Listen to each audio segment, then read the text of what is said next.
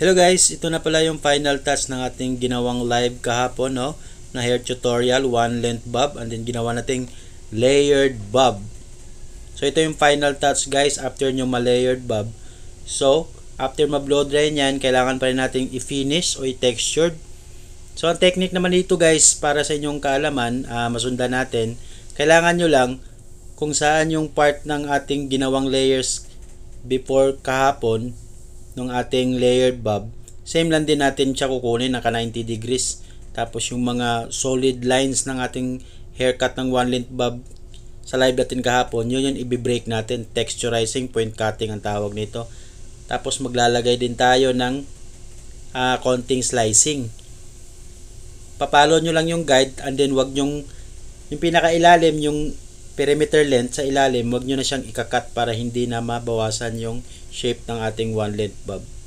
So kailangan natin, pag medyo may makapal, kailangan natin i-slice, no? Gaya na sa video, para maging soft yung textured ng buhok, kasi medyo makapal. Ginagawa lang to guys pag ganito, pag sobrang kapal talaga ng one length bob natin, tapos ili-layers natin. So continue nyo lang guys, eye is the guide lang pag medyo may makapal pa. So te-textured nyo lang siya gamit ang slicing. So same shape guys, sa likod, sa gilid, and then sa harap, naka almost 90 degrees lang siya textured. Tapos hindi na ikakat yung pinaka first line sa ilalim, yung perimeter na tawag natin, perimeter line, guide natin sa bob yan, para hindi mag-iiba yung shape. Yan yung sikreto dyan guys, more sa mid and then sa pinakadulo lang natin ikakat yung hair. Sa ganitong technique ng pagpipinishing ng haircut guys sa mga layered bob, pwede siya i-cross check, no, after nung pag textured nyo siya.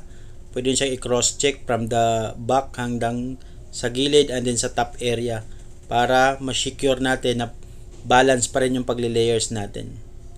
So right after dyan guys, wag natin kalimutang i-check yung perimeter length, no, yung pinakailalim, kasi hindi natin babaguhin yung pinaka shape ng bob, naka one length bob.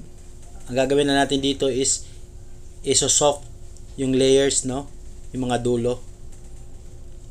So pag may mga part na makakapal, pag hindi kaya nung point cutting, pwede siyang i-slicing para lalabas ng more textured ng kanyang buhok. So after nyan guys, yan na, right finishing.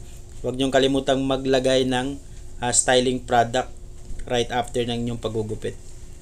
Kasi pag naka-textured kasi yun guys, ang ating mga buhok is naghihiwalay na yung pira-piraso ng ating mga buhok. So kailangan natin siyang lagyan ng konting wax para bubuo.